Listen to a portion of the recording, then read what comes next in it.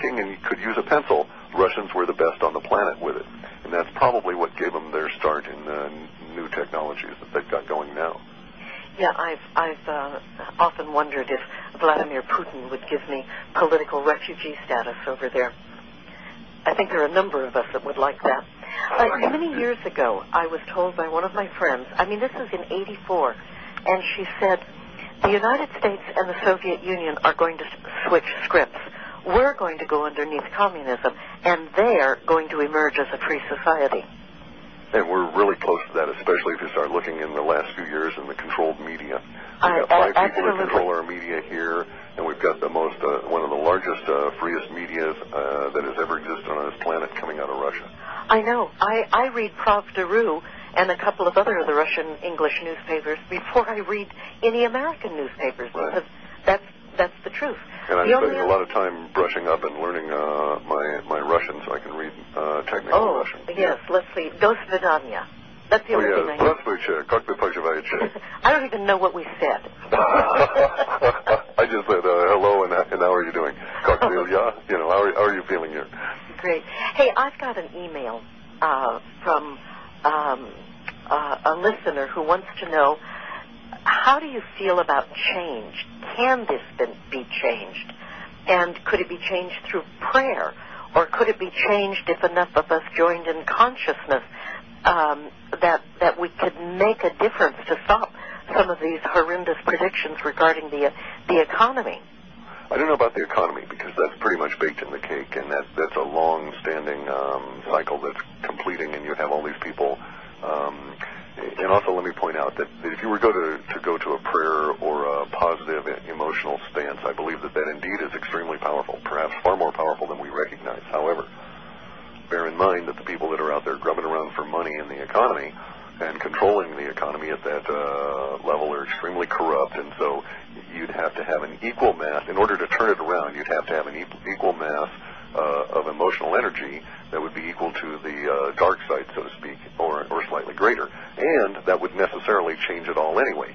So the economy is going to go through a rough time, but in the end, if you survive through the next couple of years, you'll find that things economic are less of an issue for you in the future, especially as we get into this contact period. Because let me point out something here. As we get into the contact meme and we get the first set of free energy devices, that's one level of progression.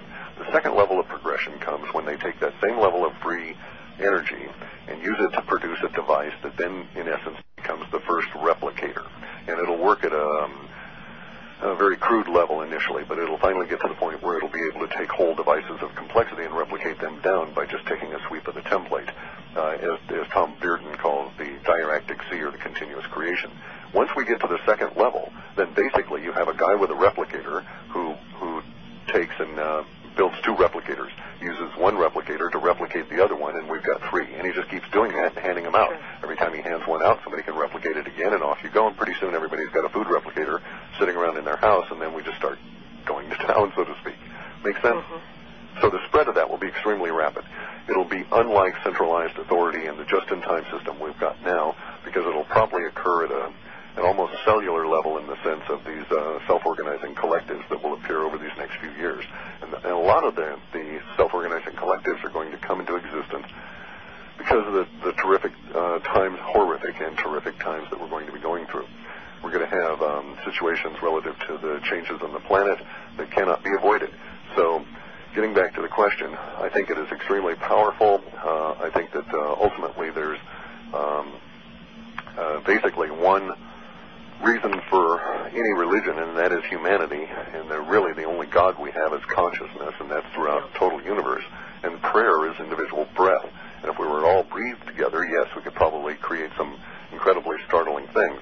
But it's going to take a while, and so I don't see it being really used effectively on anything like the economy. What an incredible idea. If we could get the whole world breathing in at the same time and out at the same time. Yeah, pretty much, yeah. If we could coordinate anything at a massive level, look at how powerful we become, yes. You've been on George Norrie, haven't you? Sure, yeah. And I've been on George Norrie.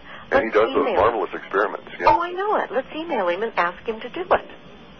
It'd be awful hard, and I actually, at this point, I don't know that it would be worth the diversion of energy. I think people should be concentrating on not necessarily syncing up in the whole world. And I think entrainment will happen. And the reason that I think that we'll all be breathing together at the same level is that circumstances will provide this. Just the way if you put two pendulum clocks on the same wall, even if the pendulums are going in different directions when they start, eventually they'll get in sync. And I think that if we all just sat down and did our own meditation and that kind of thing, we would eventually sync in with everyone. So what about putting up a website which is breathe in, breathe out? That's probably not a bad idea. I've got too much damn work to get diverted, but it's probably not a bad idea. Getting things synchronized like that. If it should be somebody saying breathe in, breathe out, or if it should just be very loud breathing. Yeah, you'd want to have it in various different languages anyway. And you'd want to make sure that you didn't hold your breath so long that people started passing out or anything. Yeah, that's why I'm saying it should just be the very loud breathing. Then everybody could do it. Yeah. Sync the world with breath. Yeah. Sync, not S-I-N-K, S-Y-N-C. Right. Anyway, I've got another question that came in as a follow-up on the other.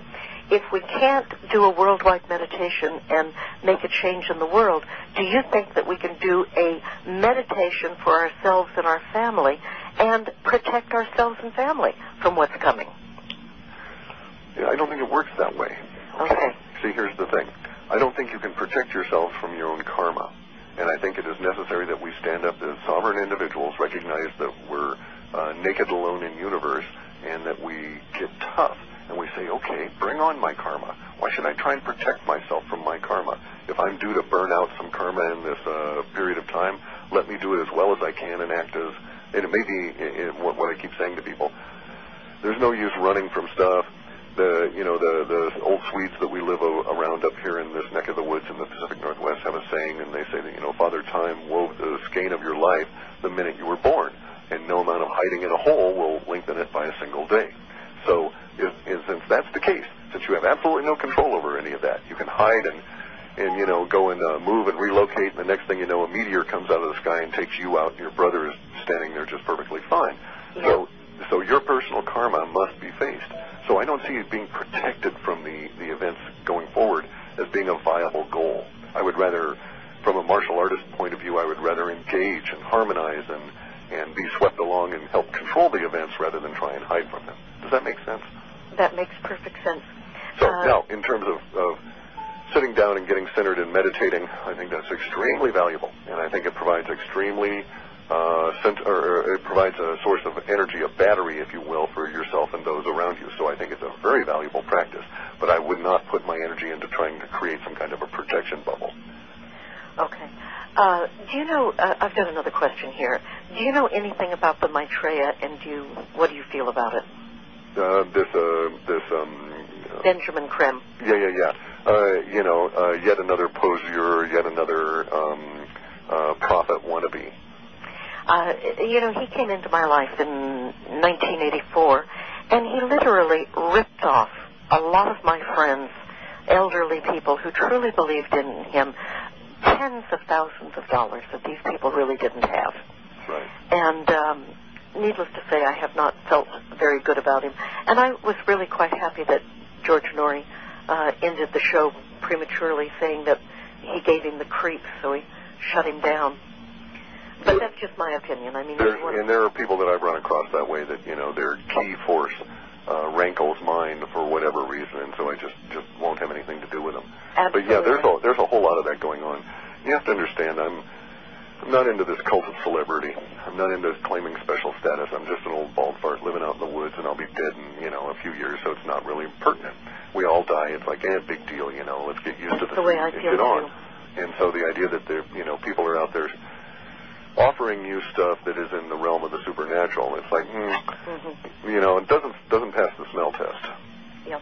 Hey, we haven't really spent a lot of time on earthquakes, and we've got about 3 minutes. We didn't really think in this last report it was worth noting the individual places where all the earthquakes are going to come to.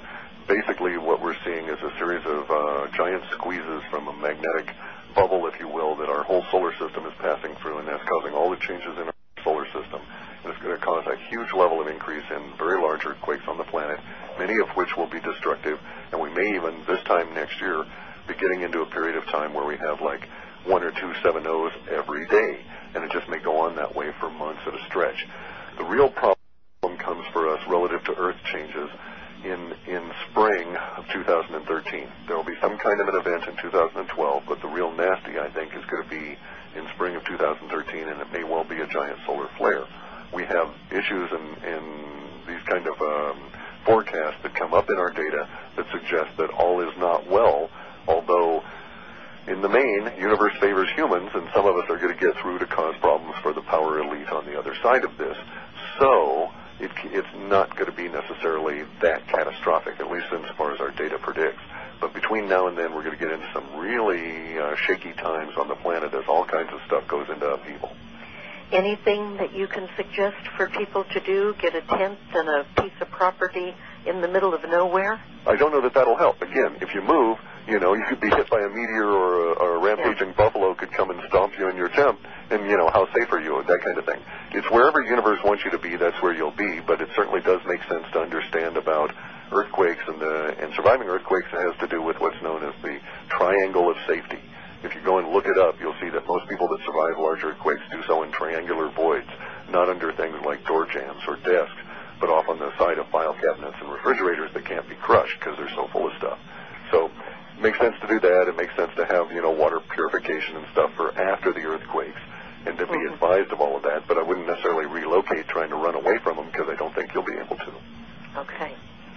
We've had a couple here in California and down into Baja, and I'm literally predicting, there's this underground river that goes from the Sea of Cortez up into California, and I'm expecting that to break open one of these days and take out half of California and half of Arizona. It may not actually go that way. It may go the other route. We may actually find that instead of California slipping into the sea, it becomes much more like southern Chile or Ecuador, where the coast rises up. Bear in mind that the last time that we went through this, or the time before, it's hard to say when it actually occurred, the area of Lake Titicaca, which is now 11,720 feet up in the Andes, was a seaport. And over the course of less than 7 or 8 days, they figure something like that, it moved almost 11,000 feet upward, just as land was shoved up. So you guys may find yourself the new Rockies there rather than down into the ocean. One of the things that most people don't know is Big Sur all the way down, almost to Santa Barbara. That is all granite. Yes. And if something pushes up against the granite's going to go straight up in the air. Correct. And all the recent earthquakes you've had, especially the coast-wise ones, have all been upthrust events, as has been the case here, that our recent Nisqually quake raised everybody about an inch higher. I'll be darned. Maybe Ted Turner knew what he was doing when he bought that land in Big Sur. Yep, maybe so. He wanted that mountain view. Absolutely. Hey, Clif, we're almost at the end of the hour, and thank you so much for being a guest here. We've got time to give out some contact info, and how do people get this report that you've just released? You can purchase it from the Buy Now button off of our main halfpasthuman.com page, so just go to halfpasthuman.com.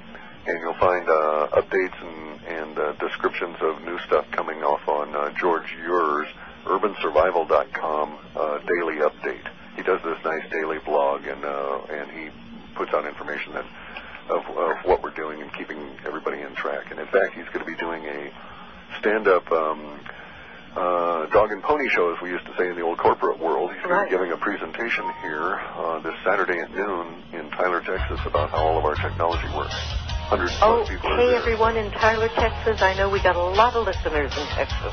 One day when I was taking call-ins, almost everybody was from Texas. So he's going to be in Tyler, Texas, right? That's right, yep. And I got a lot of relatives down there. How can they find out about this? On Urban Survival. He's got it on his daily site. He's going to have the time and the place and all of that. Okay, urbansurvival.com. Thank you so much, Clif. Was it 2 hours? Yeah, that was 2 hours. Can you believe it? No, I can't. It's one of those missing time things. Yes, I agree completely. So we'll have you back on in maybe a month for another update. How's that sound? Sounds good. Okay, great. Thank you so much. We've been talking to Clif High of Half Past